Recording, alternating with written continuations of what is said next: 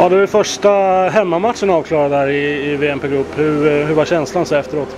Nej, jag tyckte vi gjorde en bra match. Vi krigade på bra, vi följde matchplanen helt rätt.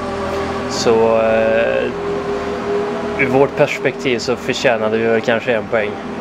Så det är väl lite tråkigt, men vi gjorde en bra match tycker jag.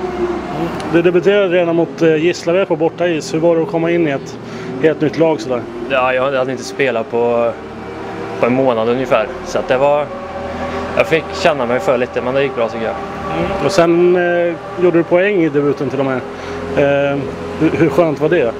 Ja, det är klart det är skönt, men det viktigaste är ju att allt annat sitter på plats och att det funkar bra. Sen om poängen kommer så är det kul också. Du har varit här tidigare med bland annat Skåre och spelat. Hur var Mjölby som motståndare? Att komma hit och spela har alltid varit lite jobbigt.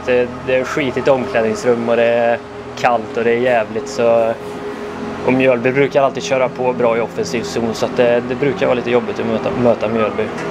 Och nu är det en del av det här skit i omklädningsrummet. Hur känns det? Men det är så. Kommer man från den här sidan så är det inte så skitigt. Då är det helt plötsligt en jävla fördel.